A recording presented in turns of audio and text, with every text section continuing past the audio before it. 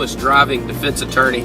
Wanted to talk to you a little bit today about the reckless driving statute in Alabama and the process for handling a reckless driving ticket in the state of Alabama, and what steps you should take in order to protect your driving record and avoid serious consequences related to your reckless driving charge. We have handled thousands of traffic tickets throughout the state of Alabama over many years. To begin the conversation with us about your reckless driving charge in Alabama, all you have to do is contact our office. You can reach us at 866-348-2889, or you can visit our website, alabamarecklessdrivingattorney.com. The statute that we are talking about today is 32-5A-190, which is the reckless driving statute in the state of Alabama. What that statute essentially prohibits is any person from driving a vehicle carelessly and heedlessly in willful or wanton disregard for the rights or safety of persons or property, or without due caution and circumspection, and at a speed or in a manner so as to endanger or be likely to endanger any person or property. And that is the definition of reckless driving in Alabama. And of course the statute says that if someone commits that conduct and it's proven beyond a reasonable doubt in a court, then they will be found guilty of reckless driving. We'll go over section B of the statute in just a moment, which goes over the punishment associated with a reckless driving charge. The thing that we need to really focus on here, and why it's very important that you have an attorney that handles thousands of traffic tickets and that understands the reckless driving statute and the process to go through when defending these type cases, is all of the various loopholes, technicalities, subjective officer opinion that are located within this statute. It is a statute that is ripe for interpretation by the officer and, of course, misinterpretation. And there is certainly an avenue that can be explored that would allow you to explain conduct in a way that not justifies the behavior completely, but justifies the fact that the behavior may not be as bad as it seemed to start with. A couple of those words that we always look at in every single reckless driving case that we handle is the word carelessly, the word heedlessly, and then also you have in willful or wanton disregard for the rights or safety of persons or property. Those are very, very, very strong words, almost to the point of being intentional, which is a very, very, very high burden under the law.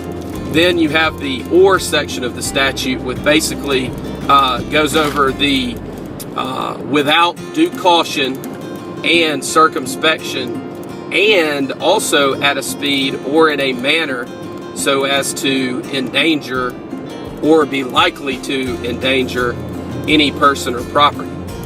So it's not just about speeding. It's not just about a high rate of speed. It's not just about weaving within lanes of traffic in rush hour traffic.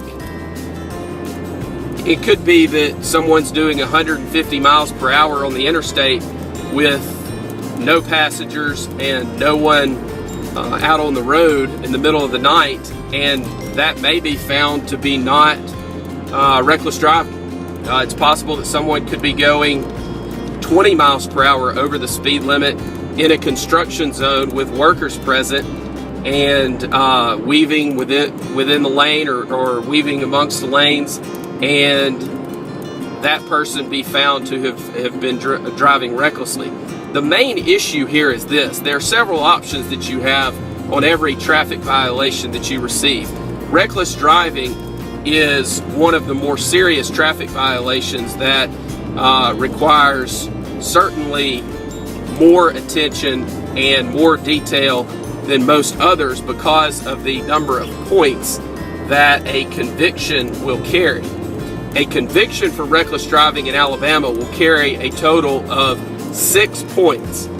You can only get a total of 12 points within a 24-month period, and your license will be suspended.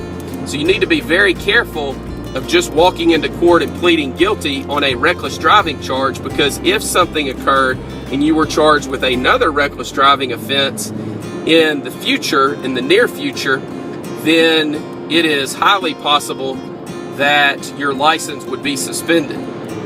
And even more so if you had a prior conviction, because the chances of someone working with you with a prior reckless driving conviction, of course, would be low.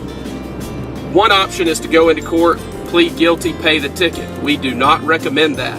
The other option would be for you to fight the case, argue that you are not guilty of reckless driving and in fact your conduct was completely lawful. That's one option as well, and is the trial process. Somewhere in the middle of that is a resolution of the charge that is a win-win for everyone involved, that allows the state or the city to prosecute the case and allows you to settle the case in a way that is beneficial to you first and foremost, but also to the state or the city. And that could include a dismissal on conditions. It could include a reduction of the charge. It could include a complete dismissal of the charge. It just depends on the facts and circumstances.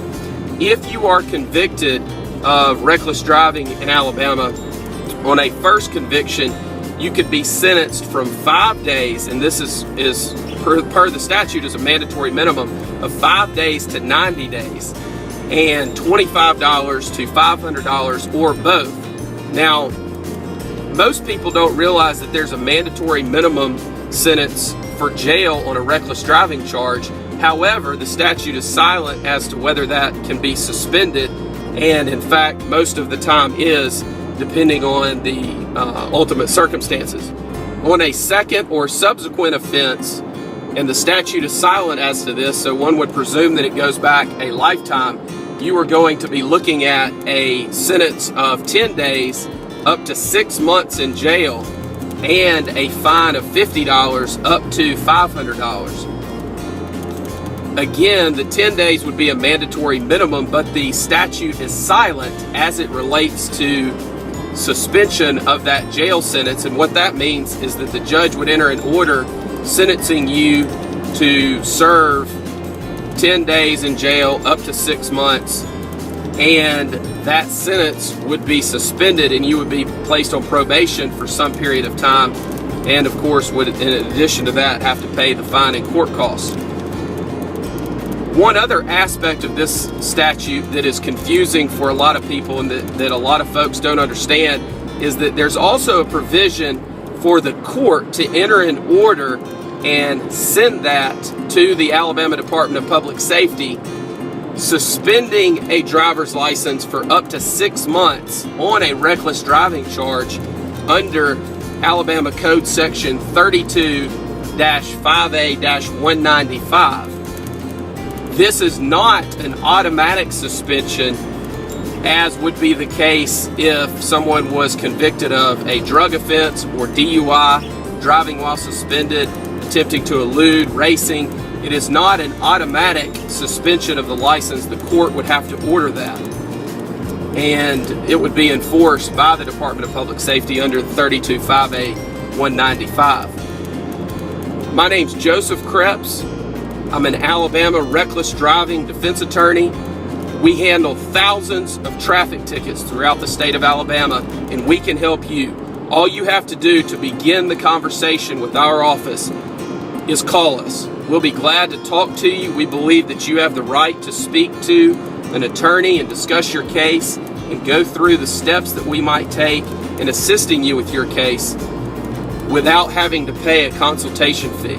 You can reach us at 866-348-2889, or you can visit our website, alabamarecklessdrivingattorney.com or trafficticketattorneyinalabama.com. Do not walk into court by yourself without a qualified traffic attorney and plead guilty to a reckless driving charge.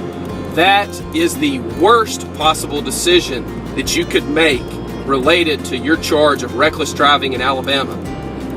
You have options, and you need to know those options going into it so that you do not walk in and plead guilty and end up with a sentence that is detrimental to you currently, or that prevents you from obtaining employment in the future, or that possibly suspends your driver's license. It is not worth it, and there are other options available to you. Pleading guilty to reckless driving in Alabama is not your only option. Again, you can reach us at 866-348-2889. Thank you very much.